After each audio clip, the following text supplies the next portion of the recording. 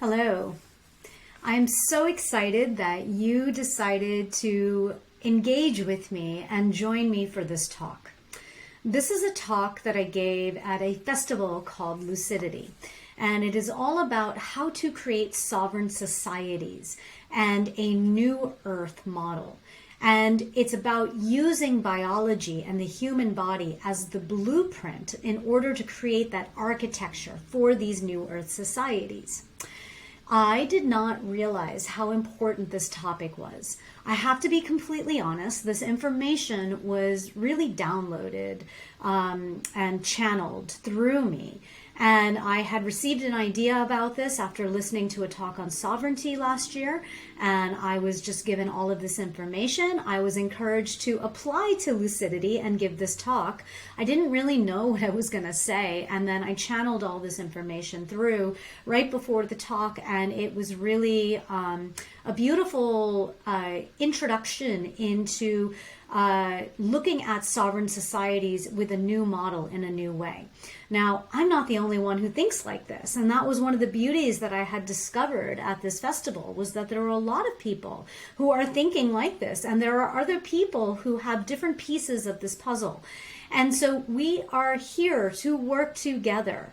We're not going to create a new world all by ourselves. We're going to do this in community. And this is about really helping you to think differently and to really encourage you to open up your mind and to open yourself up to new ideas so that we can usher in this new earth together. And I am here to just help provide some information using the wisdom that I've honed all over the years and the divine channel that has decided to tap into that wisdom in order to communicate this information. And so what I'm going to be talking to you about is how do we break free of those established models that we have in place that use human logic and instead use the power of observation and biology in order to create these new earth societies. So let me start by first telling you a bit about myself. My name is Vanita Kumari Gupta, and I just want to start by saying that I'm not an expert in this subject matter, okay? I am a human that is here trying to navigate this earth plane and figure out the game of life, just like everybody else. I am not here to tell you what to do. I am not here to say that I have all the answers. I am here to open up your mind. I am here to be able to engage in dialogue so that we can continually grow and push forward. Now, I encourage you, if this information is something that resonates with you, to like and share this video and to comment on it and engage with me, because this is how we are going to move into a new way of being in a way that is going to allow new ideas to come through and to collaborate, which are a lot of the topics that we're going to be talking about in this talk. And I'm going to divide this up into multiple sections because this is a dense talk in the sense that there's a lot of information, and I want you to be able to integrate this information because there are action steps that we individually need to take and collectively need to take. This is not about just having something figured out that we can just implement right now. This is about a transition and a process. And the reason that I am so honored that I've been able to be a vehicle in order to deliver this information to you is because this is very much a process that I have been through in my life. I have a PhD in biochemistry and molecular biology and an MBA in pharmaceutical marketing. I spent over 20 years in Western health industries working in scientific communications within pharma companies. I had, dealt with scientific narratives with some of the most well-known pharmaceutical companies and biotech companies and hospital systems. And, I also was exploring alternative health on my own. Now, I came from a family of doctors. I was born into medicine. My family is still a lot of doctors. And what was interesting is that, despite all this medical care, I lived a very sickly life. And I was always the psychedelic sheep of my family. I thought differently in the ways that I thought about the world. I was always pushing boundaries and challenging the system. And, this is where I would pursue things like alternative health when, my entire family was really, and my industry, the industry that I was in for money was, pushing a singular way of being. I was sick partially because there was a pill or a shot for everything I was dealing with, mentally, physically, emotionally, and all it was doing was making me sicker. So I decided to take my health into my own hands, and I tackled it with diet and nutrition, with plant medicine, with shadow work, with trauma work, with energy medicine, and I cured myself. I literally cured myself in ways that seemed impossible, and ways that seemed to be woo-woo rather than evidence-based medicine. And yet I was able to achieve results that I was promised in Western medicine, but never received in those ways. And I instead received it through what was considered non-scientific. But however, as you delve into this information, you begin to realize how scientific it is. That's a whole nother conversation. You can talk to me about that if you ever have any questions. I stayed within the pharmaceutical industry for a very long time, and it wasn't until I became strong enough by conquering my own problems that I was able to leave. And I exited around the end of 2018. And, the reason I ended up staying so long is because I was addicted to that money. That money was like heroin. I mean, you just become addicted to it and you don't know any other way. And I didn't know what I was going to do. I had no clue. And I just had to live in that uncertainty. But the strength that I got through that period of uncertainty, that period of time where I was leaving an entire life, I mean, growing up in medicine and then doing what was expected of me and leaving that, like I didn't think I could do anything else. And I had to live in that uncertainty for a period of time until little bit by little bit, the path started to unfold before me and I found a new way. But that uncertainty gave me the strength and the grounding that I needed in order to feel stable while the rest of the world dealt with the uncertainty that came in 2022, or 2020, I should say. And so, during that time, I'm just naturally a knowledge enthusiast and a born researcher. I love to go down all rabbit holes, and I've gone down so many rabbit holes and almost everything that's out there, and I'm sure there's more, there's always more, that nothing can really faze me or surprise me now. And that's what really gives me the ability to understand just so much from so many different angles and allows me to evaluate information and as well be a conduit for information that's coming through and to synthesize this all together. And it's been a really beautiful process of unlearning, which is something that we're going to talk about. But it really required me to continually do this work over and over again. Now, what am I today? Well, over that time when I found my way, I birthed a company called Food Alchemics, which you can see the logo down there. I was a multidimensional health and wellness coach. I was helping people individually and through group programs. I called myself a health alchemist. I was dealing with mind, body, and soul, dealing with just the overall wellness of the body through food and through energy work and an energy healing. I was an energy healer. I was intuitive, and I still am. I'm still all these things. And what I did was, as I was really truly finding myself and realizing and really feeling into the fact that I felt like my mission was bigger. It was bigger than me. And I didn't have all this knowledge and all this wisdom and all this ability to take this kind of information just to deliver it to people one-on-one. Now, there's nothing wrong with that.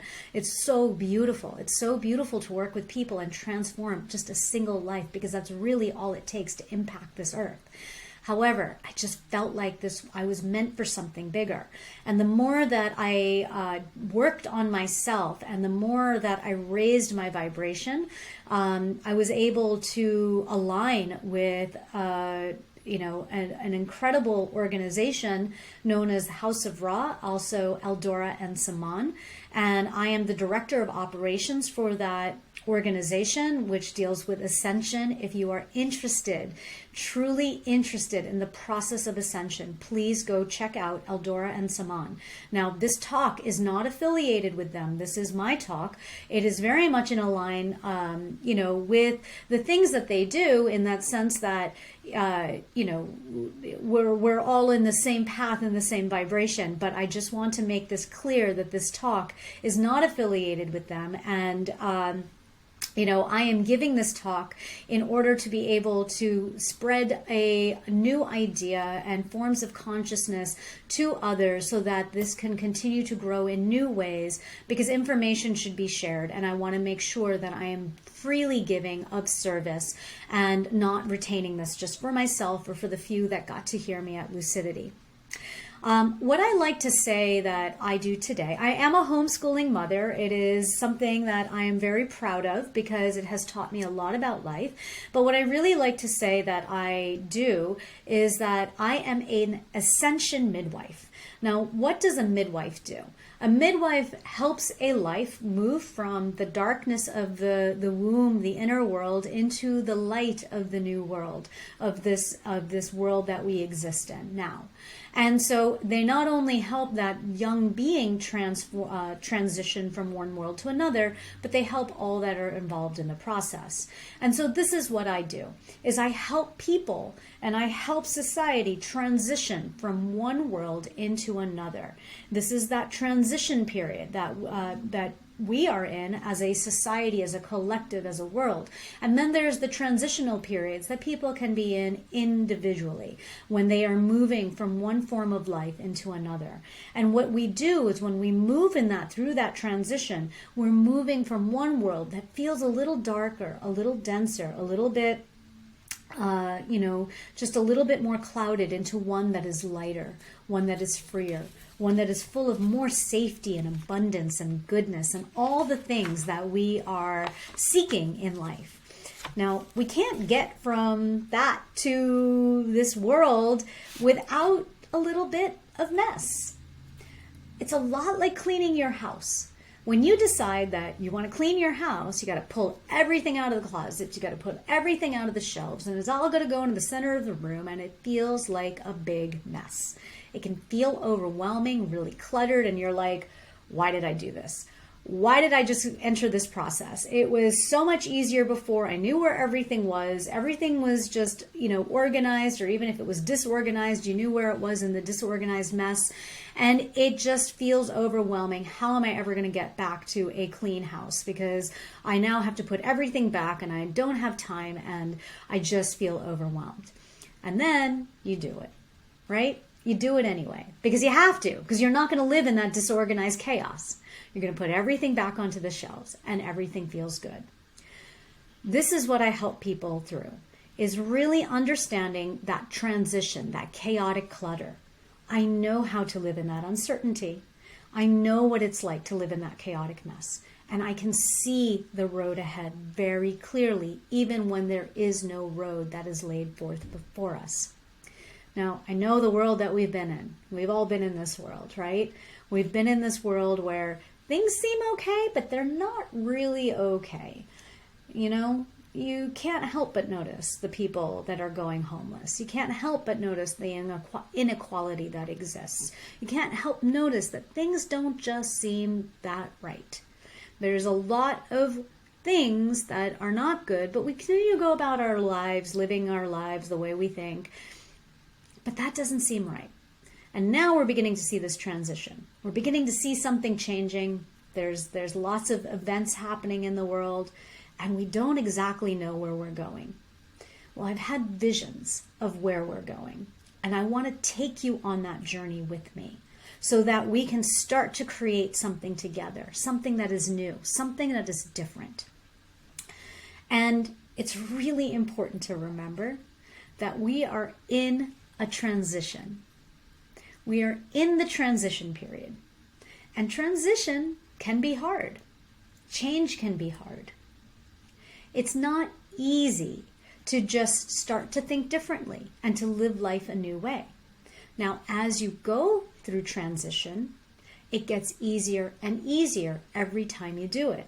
The more change that you include in your life, the more you allow change to happen, the more you encourage yourself to think differently, the easier it gets to do it when things start to happen around you that feel a little bit out of your control, and you just allow the process to happen and you know how to navigate it. Change is hard when we resist. When we push back against it, when we say, no, I know how it's supposed to be. No, this is the way it's done. This is the way it's always been done. When we act like that, when we think like that, we're pushing back against the change. When we push back against it, it creates that friction. It creates that resistance. And then that's when things feel difficult. Change is a natural part of the way of being. Change is natural in the world. We don't stay in one season. We go through seasons. We go through changes in the sun. We go through changes in the rotation of the earth axis. Change is constant. And the more we learn to flow with this change, the better we are able to navigate this game called life. Now, when triggers come up, it's important that we confront them. It's important that we work through them. It's so easy to put up a wall when our triggers come up and just say, you know what? I don't want to deal with it. I don't want to think about that. I'm just not going to do it. But when we do that, we don't allow the process of change to happen. So if I say anything that triggers you, I just encourage you to, rather than shut yourself off to the information, to just breathe. To take that moment, to listen, and just to understand that this is an exchange of ideas. There is no right and wrong. What I am saying is not the only way. It is just pure information that is here to be shared and to allow you to grow. So just allow yourself to receive. So, I'm assuming that you are listening to this talk because there is some aspect of freedom and sovereignty that you have considered. Perhaps you enjoy this concept of living off-grid without an authority ruling over you, right? For most people, when they think of being free, when they think of being sovereign, they think of things like living off-grid, right? Of growing your own food, of educating your kids without government interference, with just pure self-reliance. And it seems so simple. It seems so simple to do until you start to do it. And then suddenly you realize it's not. It is a lot of work to go get a piece of land, to own your own land, to have the rights to your own land, and to do what you want to do on that land, and to have it all done so that you can live the life that you are desiring. It's so easy for you to think, I can just do what I want, raise my family the way I want without government interference on my family. It's so easy to think that you can live without the medical system, that you can live without Western medicine, right? That you can just do it all on your own. When suddenly, let's say you fall down and you get hurt and you break a bone or you need a surgery. And then suddenly you need an ambulance and you need trained professionals to keep you alive. We need doctors. We need doctors for these acute emergencies. We definitely need trained professionals that know how to put our body back together. But it's really important to remember that all these trained professionals, doctors, nurses, all these healthcare professionals, they are ruled by all the restrictions enforced on them by healthcare insurance companies, by government, by the hospital systems that they're in, by pharmaceutical companies. They just follow formulas and they do what they are told to do. Now, I live in the United States, and you think that you are going to have the best healthcare in the world. We have more knowledge now on medicine and science in our current living history, I don't know about the history of this entire world, but we have more knowledge now than ever about the science and medicine and what we know about the human body. And yet, United States is the sickest nation of all the developed nations. Why is that? Well, it's because doctors and healthcare professionals are trained by pharmaceutical companies through their their professional education to get a degree, and then through continuing education. Now, that is a problem because they are stuck in a system. They have good intentions when they set out to be that doctor, that nurse, that healthcare professional. But then they get stuck into this system in which they're educated by it, and then they are ruled by it, because then they have fear of things like malpractice. And then they're stuck in life and death situations sometimes with their patients. And so they just do the same thing over and over again. Why is this important? Because you, as a patient, have to know your rights. You have to know your rights so that you don't get trapped into the system. A system that is designed to keep you in fear so that you keep buying into the system. This goes for everything. We are trapped by systems all around us, and it is up to us to know the rules. If you want to live off-grid, right, and just have your own land, the question is, do you really own your own land? We don't realize how much land has so many restrictions placed upon it. Now, that can be from how you use your land, like how you decide to farm on your land, what kind of businesses you're going to put, how many people live in your land, how many houses you have on your land. There can be rules and restrictions that way. Or you may be paying property taxes. And if you're paying property taxes, does it mean you truly own your land? Because if you don't pay your property tax, that gives the government the right to seize your land. So is it truly yours? Now, there's ways around this. There's things like land trusts. But you have to know your rights. You have to know your way around the system. There's so much bureaucracy and red tape everywhere that we really don't understand or know all the rules. We just scroll through the fine print and just keep scrolling down, go through all that fine print, and what do? You sign your name on the dotted line and you just agree to whatever they tell you. Because you don't understand the legal jargon, you don't understand what it all means, and there's so much there, and that's what they want you to do, to just sign away and say yes. We're so interwoven and interdependent on these systems. And so many of these systems are interwoven together. You find that if you want to make a personal choice, a personal medical decision for your family, it's going to change your entire life, right? Because you're going to have to think differently about what kind of doctors you see. But then you're also going to have to think differently about how you educate yourself or how you educate your kids, what kind of institutions you go to. Suddenly you're going to have to think differently about how you live and work. You're going to be hanging out with different people. It's going to impact your entire life.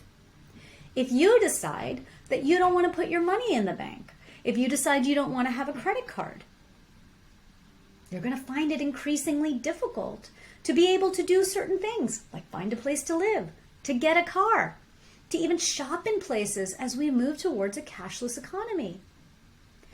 This is one of the hottest topics right now. Now, I'm going to be the first to tell you that I wasn't always on this side of the fence. I was that person who said that I would never homeschool my daughter. Never.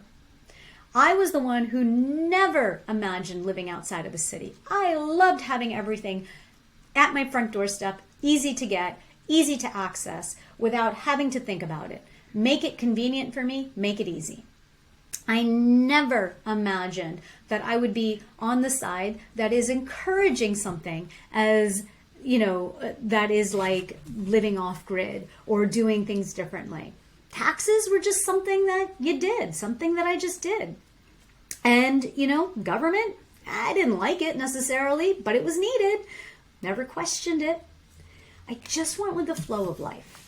I did what we needed to do because, signing my name wherever it needed to be signed, because life was hard. There's so many factors in life to juggle, right? There's just so much to do in life. Why would I want to make my life any harder? Isn't it easier just to say yes and just go on with life? But I did it. I chose to live life differently. I chose to make more difficult choices. And yes, it has made my life harder in some respects. But I feel more free and liberated. I feel more alive than I've ever felt before. And that is what true freedom is. This is the thing. Change is coming. Change is coming.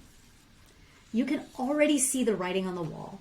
You can see the signs everywhere. We've started to see it point blank in our face. 2020 was the living example of that. And now, for those that watch the news, you can see things all the time. I don't watch the news. I haven't watched the news in 7 years, but I still hear everything that's going on. Change is here. Now, I personally don't think it's going to happen overnight. I don't think that there's going to be disease, war, banks collapse, and no food overnight. I think this is all going to be implemented slowly. It's going to be implemented slowly to allow these changes to occur. Now, if you're as old as me or you're older than me, you might remember a time when flying was fun. When it was so much fun to go on a plane. No, you didn't have the entertainment systems that you have today. They had played one movie or, however many movies, depending on how long the flight was, and you had to watch what they were showing you. But you got to have these seats that you chose. You got to take your luggage with you. You got a meal.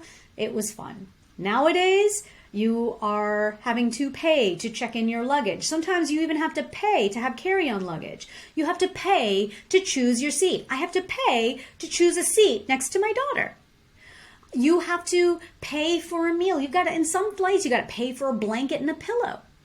There is nothing that is fun about it anymore. And here in the United States, you take off your shoes, they throw away your water. I even had them throw away a sauce container to my food, but somehow they missed the razor blade that was in the bag too. It is all very arbitrary, and it is just the system that keeps operating.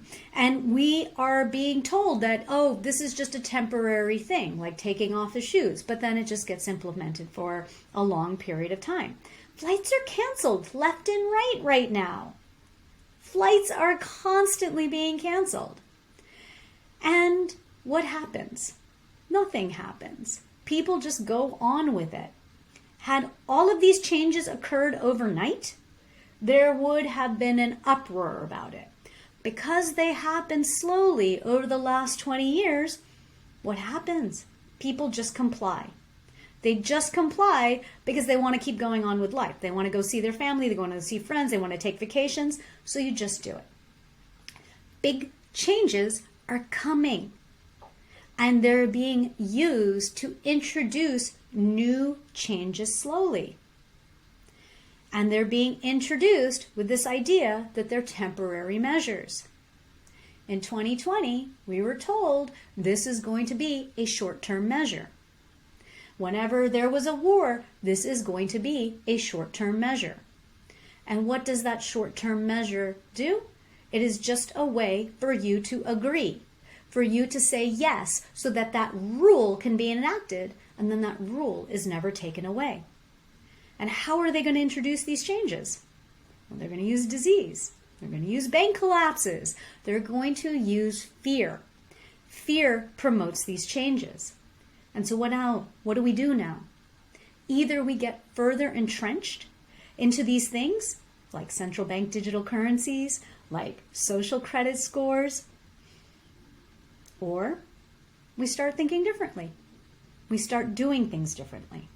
And that's what we're here to do. Now, I'm assuming that you are here listening to me because you're interested in creating a new world, a new earth. Right? Well, I'm sure you've heard that term before, New Earth. And new earth can mean so many different things, right? It can mean a vibrational shift. It can mean a change in consciousness. People talk about 5D new earth. All of these things are true and very valid.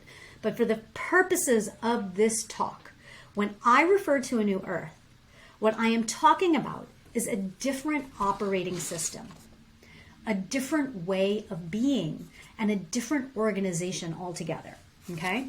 Now, humans have been doing this for as long as we know in terms of the recorded history that we're taught, right? They sailed across the seas and they went to another place and then a new land, and they created a New York, a New Jersey, a New Hampshire. In the United States, they moved out west into the Wild West and they created new communities in Utah and California. All of this was done by invading other people's lands and bringing old systems of religion, of government, of money, and they just gave it a new shiny look. But it was all the same. Did anybody read George Orwell's Animal Farm? Classic book, right? That talks about this. In this case, it's the animals of a farm that are tired of their human slave masters. And so what do? They revolt. They revolt and they take over the farm. And then eventually they start creating classes based on, whatever class system they did. In this case, it was knowledge and understanding and infrastructure and the ability of the pigs to be able to read and write. The pigs became the new masters, and they implemented the systems that the humans had in place. So what did they do? They ended up, after the revolution, where the animals were supposed to have equal rights and be free together, to be the same thing that they had under the human masters, except now the pigs were the masters. When new ideas are built upon old structures, all it ends up doing is recreating the same system in a new guise. All you are doing is doing the same thing over again with a shiny, happy package. Rather than being sovereign, we fall the traps into the old systems. Whether it is the Brit wanting freedom from the king, or the animals wanting freedom from their human masters, they were all seeking the same thing, sovereignty. But instead of being sovereign, what they did was they became the masters of a new slave system. Right now, we ourselves are slaves to the infrastructures that has been created around us. Whether it be money, whether it be our phone or taxes or the water or trash system. Do you know where your water comes from? You turn on a faucet, water comes out. You might know it comes, in California here, it comes from somewhere in the north. We don't have our own access to water here in Southern California, somewhere in the north. But what happens when there's a chemical spill in the water? What happens when the money you have been saving for all of your life suddenly disappears? Not because of a choice you made, only because you put your money into a bank and you trusted the bank, because that's what you do, because where else do you put your money? And the bank decides to play risky games because it's not their money, and now suddenly you've lost your money. You lost your money by the games of the people who you entrusted to protect it. These are no longer hypotheticals. This is the everyday life of people right now. And when you're entrenched in a system with no idea where your water comes from and what happens when it's polluted, and no idea with what to do when your money just suddenly disappears, how are you in control? How are you in any sort of control? It's in these times that we truly realize we have no control. And instead, we're just slaves to the system. So what do? Right? We have the idea, the false idea, that living in a country as rich as the one that we're living in this case, the United States, that we should have access to clean water, to clean food, to clean air. But that's not true, right? We know that that's not true. We just end up having to take what they give us, chemical water or not. We live in systems of slavery because we're so dependent on these systems. We're just so dependent on them and we don't know how to exit them. During 2020 was probably the time that people really began to feel this control system for the first time. There were so many people who just wanted to run away from it, right? People who wanted to leave the United States, people who wanted to leave California, California being one of the ones that was more controlled than the rest of the United States, and even the United States was more controlled than some of the other countries. So they just wanted to leave. They just wanted to leave. But they think they can escape this feeling by leaving. The truth is that all you do is trade one set of problems for another. Sure, maybe you can get something somewhere else that you can't get over here, but then there's other problems that exist over there. There's nowhere that is truly free. Now, the elite, they talk about, leaving the earth and going to do this somewhere else. But if it's not working here, why would it work there? Right? Why would it work there? This is not about recreating what we have done before by moving somewhere else. This is about creating a new operating system where we are now. There are many sovereignty communities that are taking big strides to exit the system, right? They're living off grid. They know what it means to grow your own food, to harvest rainwater, to become self-reliant as possible. There's a whole nother sector of the community that actually knows how to exit the system by navigating the laws when it comes to things like citizenship and taxes and so many other things. They are willing, and I am so impressed by this, to take on the government by knowing their rights. It doesn't really matter what road you take. For me, it was exiting the corporate system of slavery, for exiting a, ancestral path built into Western medicine. It doesn't matter what road you take. Every path is a path of courage. Every path requires different thinking. And that's what's important. But to some degree, everyone is still relying on the system, even when you exit it, right? No one can be completely free of it. There's nothing wrong with that.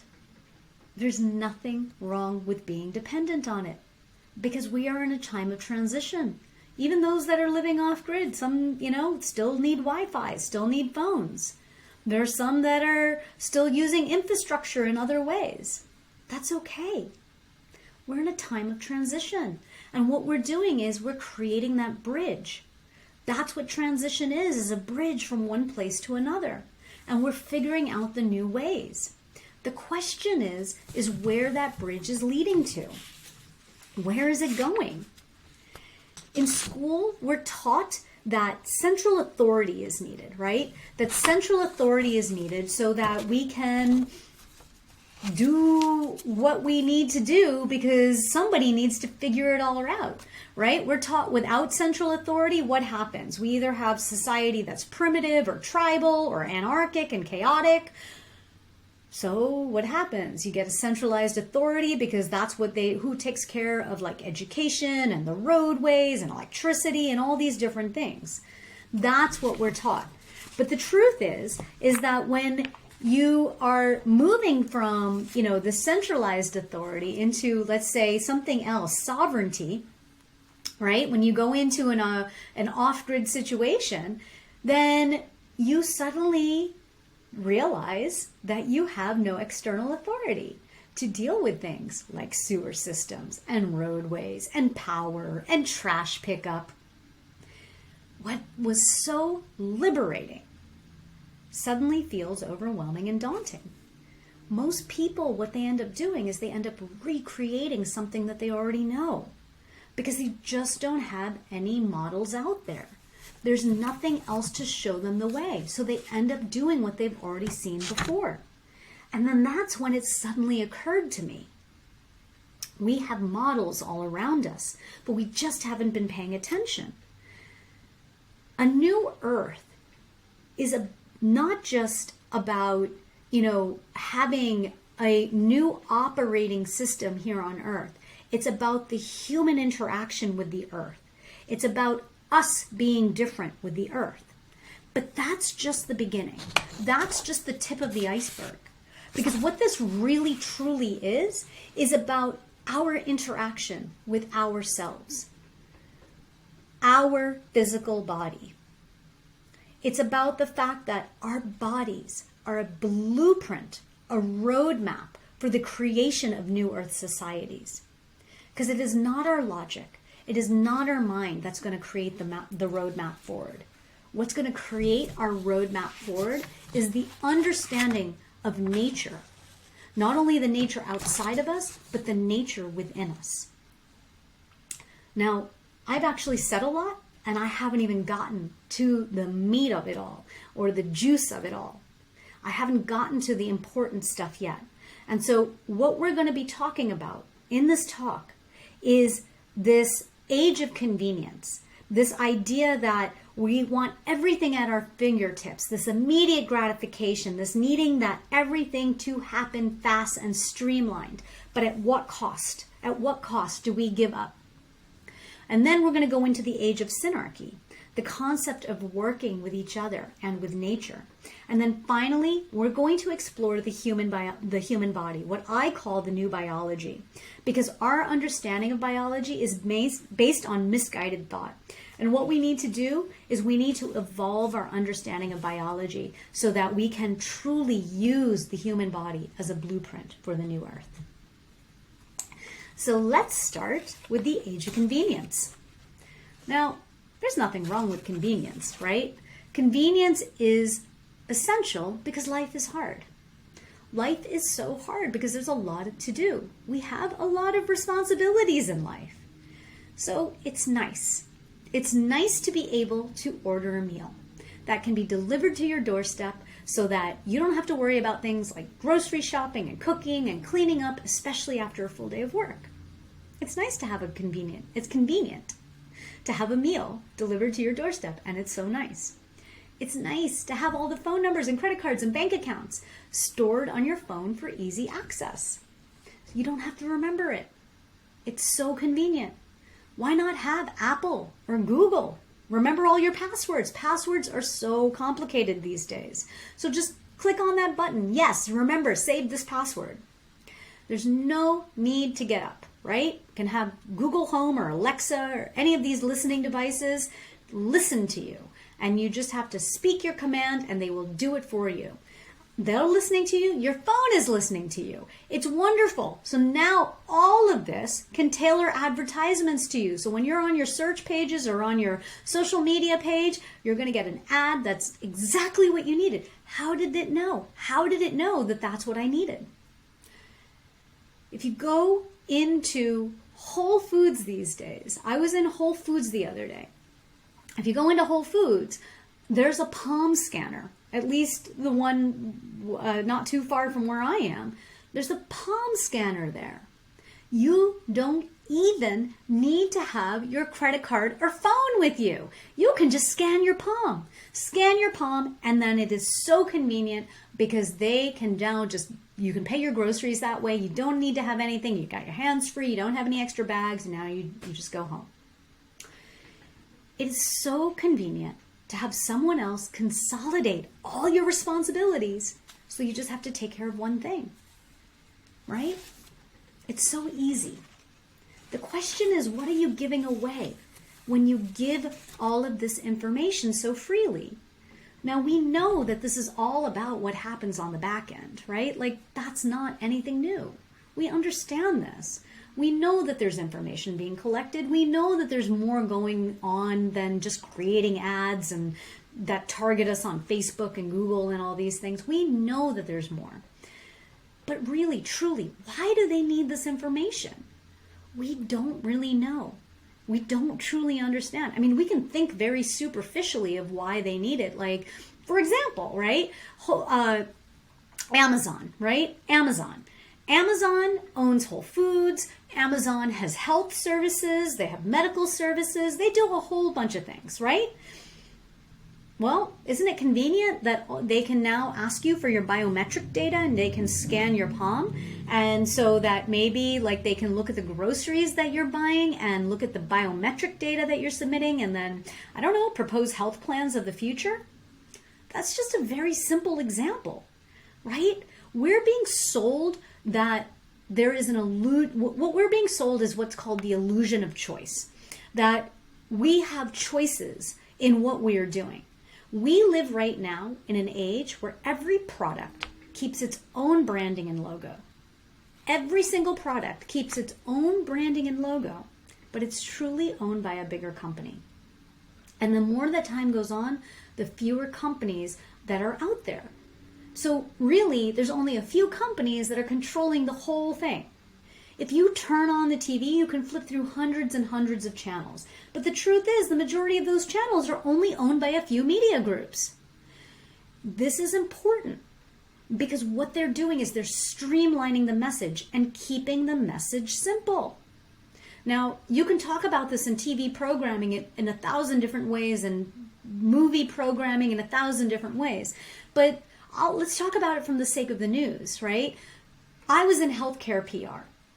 I know firsthand what it means to streamline a message and to keep it simple and to make sure that it is repeated the same way over and over and over again. Now, this was before 2020, and it really came into full effect during that time. Because what does a streamlined, simple message do? When it's repeated across channels, it's going to change the way people think. Humans learn through repetition. And what a better way to control the way people think by then telling the same story over and over and over again across all channels. The same exact story, repeated hundreds of thousands of times so that it is ingrained in your memory and now it changes your behavior. This is what programming is. And that is what they are doing. They're programming. They're programming us to think differently. When you go into the grocery store, right? You see hundreds of choices, especially in America. Especially in America, you go into the grocery store, there's hundreds of choices everywhere. But in reality, there's only a few choices because they're all owned by a few companies. They don't care what you are eating as long as you are buying something that they make. This is an illusion of choice. In the end, there are so few choices. And why this matters is because you think you have control. You think that you are making different choices. But in the end, it's all the same. They're controlling what you watch, what you listen to, what you read, what you eat. And you give your power away for convenience. When you give your power away through convenience, you are disempowering yourself on so many different levels. It's so easy to give your power away for a simpler life because then you don't have to make big choices in your life. You don't have to know all the information and make difficult choices. Instead, you can rely on the experts, right? The experts will solve the problem for you and tell you what you need to know. You lose your own power of authority this way. Now, I give a lot of examples in medicine because that's just my background. And it is it's something that people can understand because we've all been in the system of medicine, whether you've wanted to or not, right? So doctors are not bad people, okay? They're not bad people. They genuinely want to help people. they think what they're doing. They think what they're doing is in the best interest of the patient. They don't think that I'm doing this because it's in the best interest of pharma, or it's the best interest of the healthcare company. They really are doing what they think is best for the patient, but their hands are tied. Their choices are limited. Patients are categorized, they're streamlined, and while they think that they have options, what they have is an illusion of choice. Now, my brother is a great and caring oncologist. He thinks outside the box, okay? He thinks differently than most doctors. But he's still entrenched in this system of care. He's been educated by it. This is his thought. He told me that he has hope in oncology because there's more drugs coming out every year. And when there's more drugs coming out, then he's got more choices. He's got more choices for patients, and then he can do something that's more tailored. Now, I can tell you, as a person who repped a lot of these oncology drugs across pharma companies, this is an illusion of choice. This is purely an illusion of choice because the data is skewed. The toxicities are horrendous. They're all the same, all for minuscule little increments in, extension of lifespan or quality of living. Do you know what the most common side effect across cancer drugs is? Another form of cancer. And this is across the board. All of this is ignored because medicines give people hope. We have framed disease as being the worst thing that can happen to us so that you can look outside for experts to give you the solutions. What if disease was reframed? What if it was not the worst thing that happened to you? And as a result, you needed to put your life into the hand of somebody else. You get this disease diagnosis and the world collides and you're in fear, and then you're saying, tell me what to do. Tell me what to do to make my life better. But what if disease was not the worst thing that happened to you? What if this was reframed as an opportunity for empowerment? Could you imagine how much your life would change? Disease is not random. Most disease is not random or by chance. It's accumulated toxicities that the body cannot handle anymore. We have done obscene amounts of damage to the human body, and it gets encoded in the DNA. And then what happens? It's passed down through the generations. And guess what? We have the ability to change that. It is all through empowering ourselves to make different choices and to live differently. It doesn't mean doctors are not necessary. They are necessary. But what it means is that they are not the godlike authority that they've been made out to be. They cannot fix the problem for you. It's convenient to give your power away and to put your fate into somebody else's hand. It is more inconvenient and more difficult to make lifestyle changes and to take personal responsibility. It is more inconvenient for you to have to make those changes and accept responsibility for the fact that accumulated disease over the years, accumulated toxicities cannot just be wiped away like an eraser on a whiteboard. That it takes personal responsibility for you to be able to enact those changes and unlayer and really delve deep into the heart of why you accepted those toxicities to begin with. This is about taking your power back. Why do we give our power so freely away? Because it's easier not to accept personal responsibility, right? We lose touch with the process. We lose touch with the process, and then we don't take personal responsibility for our choices. It's easy. It's so easy to get angry at your boss for firing you because you were late to work. And what the outrage. How dare they fire you for being late to work? You were late to work because you got a speeding ticket. the outrage. Oh, it's so horrible. They don't have any understanding. They're so, they have no compassion for you.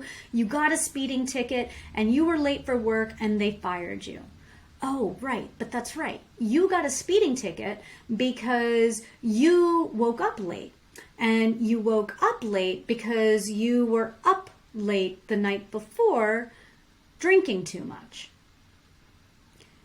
And that wasn't your first time.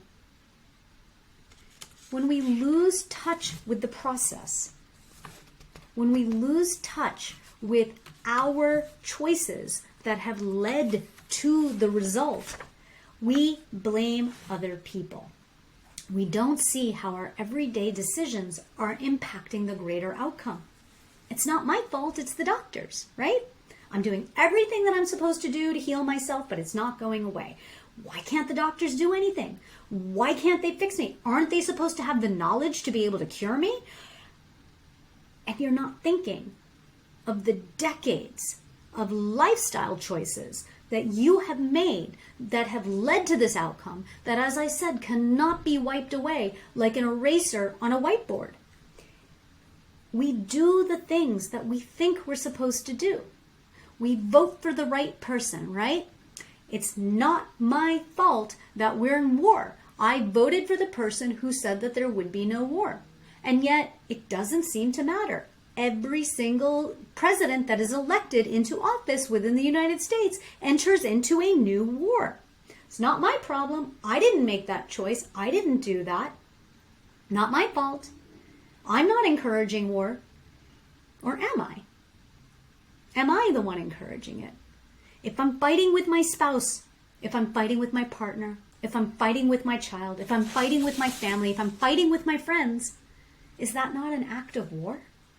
If I fight with myself every single day, chastising myself for how I look, for what I ate, for what I said, am I not at war with myself?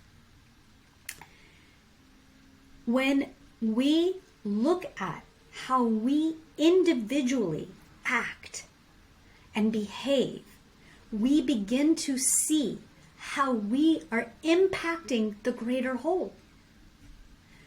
It is not important only for our individual health.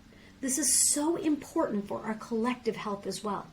If we're at war with ourselves, if we're at war with the people closest to us in our lives, how could we ever expect people with opposing ideas to get along, with different political opinions to get along, to nations to agree? How could we ever expect that? How can we ever clear rogue cancer cells from our body when all they want to do is they want to war with the natural systems? Everything is interrelated. When we fall into traps of convenience, we're fooled into believing that things can be simple, that life can be simple, and they can be solved by others, and that we don't know what to do. That is a trap, because we do know what to do, and we do know a way forward. What is that? It's self-mastery. We have to become masters of our own lives. Before we can move into a new way of being, into a new earth, we must become masters of our own lives. Well, what does self-mastery mean? It means that your life, that you know that your life is the result of your choices. I'm going to repeat that again. Self-mastery is knowing that your life is the result of your choices. Now, this concept goes super deep, and we're not going to talk about that. We're going to keep this very simple. But it's important to understand that every choice you make is the one that is leading to an outcome. And the question is it the outcome you desire? Let's say you make a New Year's resolution that you want to get healthy. And what do? You decide that you're going to sleep in, you're not going to go work out, and you're going to have fries that day. There's nothing wrong with that. You can choose that. But is that going to help you get to what you are desiring for yourself? No one can do the work for you. You have to be your own master. You have to accept personal responsibility for the fate of your own life. And when you repeat and what ends up happening is like you repeat and recreate the scars that you carry in your mental, physical, emotional, and spiritual body. In order for us to find biological harmony outside of us, we have to start with this biological harmony within us. How can we create a peaceful coexistence outside of ourselves when our internal world is a mess? This is such an important part of the puzzle. We need to do the personal and collective shadow work. What else does it mean to master yourself? What conveniences are you willing to forego? They offer convenience through a centralized system, right? Through a one-stop shop. It's so easy when everything is convenient for us. But the thing is, self-governance is not easy. Sovereignty is not easy. It is not convenient. Convenience is easy. Sovereignty is not convenient. So you're going to need to give up a convenient lifestyle in the transition and then in the future. But you take it one step at a time. What you give up is going to be an individual and a personal choice. Now, I can tell you, I haven't given up all the conveniences in my life. It's not easy. I haven't given up Amazon. Amazon delivers things to my doorstep still. But I certainly will not give them my biometrics. I certainly will not give them my bank information. So I take it one step at a time. I have been willing to forego other conveniences in my life. I can tell you it's not convenient to work full-time and to homeschool, but it's essential, so I do it. I can also tell you that it is not convenient for me to give up food the way I have. I'm a foodie. Anybody who's known me, I have been a foodie. I write food blogs. I am so involved with food. But I have come to accept that my relationship with food had to be modified. And I'm very specific about what I eat for the sake of my mental, emotional, physical, and spiritual health. And it's not convenient for me to give up the food that I would like to eat, especially when it is convenient to go just buy something at the local store.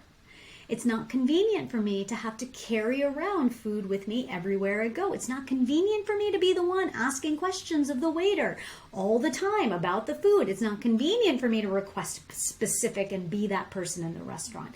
It's not convenient for me to have to cook most of my meals or to just not go out. But I do it. I do it. And you know what? My health is amazing. My health is absolutely amazing, and I don't need doctors to control my asthma, allergies, depression, things like that. I am in control of my health, and I know how to control it because I have made my life about what is important to me, and I have been taking the steps to get there, one step at a time. Self-governance is not convenient, but it is freedom. And for many people, freedom is scary. They keep themselves in the box because they know what to do in the box. It's scary when they look outside of the box and see so much possibility and potential because it's overwhelming. For some, it's so much easier to create a recipe using the ingredients that are in a box than it is to go have the run of a grocery store and be able to create whatever it is they want to create. They feel overwhelmed because they just don't know how to navigate that kind of freedom. And why is that?